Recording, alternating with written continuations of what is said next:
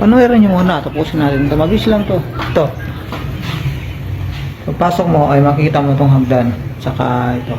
Ito ang pinakasala niya. Yun. Ito merong kasama na to pag inupahan nyo. Kasama na itong lines. Meron siyang jealousy. Itong modelong jealousy. Itong jealousy uso ngayon. Ayan. Meron siyang konting patungan. Ayun. Ito yung kanyang lababo. Meron siyang konting patungan na mga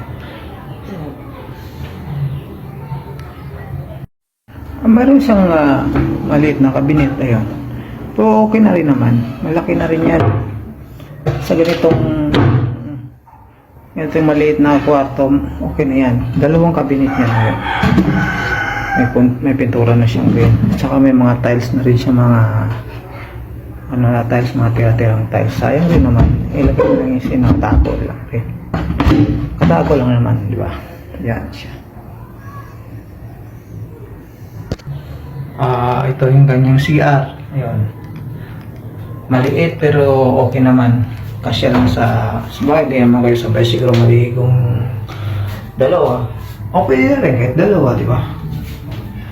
Kadalasan naman sumasabay yung dalawa, di ba? Ayun. Yung kalat ko siyempre natanggalin ko yan. Yan. Ito yung mga switch ito yung mga kabit niya. Yan. Hindi ko pa nakabit na itong kanyang breaker.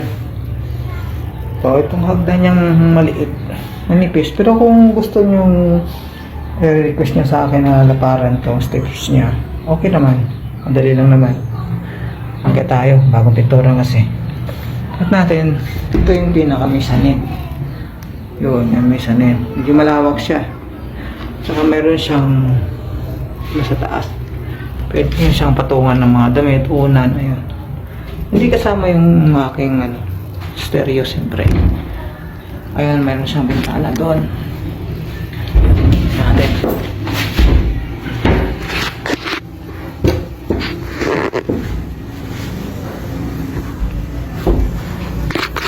Ayun. Mahangin yan dyan.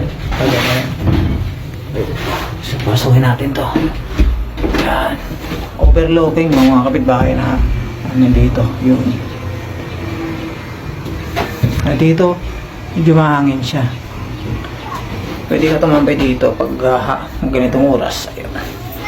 Hindi ko masyado pinulido yung pagkapinis kasi dito parang maging bodega rin naman. Ito, kasya kayong tatlo dito. Meron kayong isang anak. Kasya dito. 4 pwede pa. Yun. Ayun. Ayan.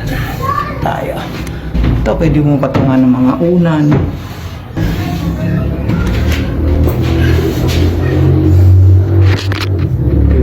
Tayo.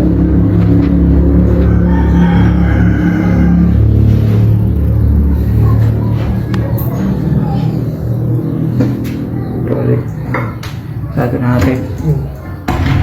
Yan pag nakasara. Available na ito ngayon sa halagang 4,000. Makukuha nyo na itong aking bago brand-new bahay. Okay. Yun. Saka meron siyang sariling ayun. May sarili siyang sampayan. Yun, nakasampay yung damit namin. Ang kuryente pala niya dito ay sa meter lang. Ayan. Ayun. Ang 0-0 pa dyan. Hindi ko pa nga naikabit yan. Katap ko na lang pag mayroon na oo pa. Yung tubig ay dito. Submeter na rin. Ayun. 0-0 pa rin.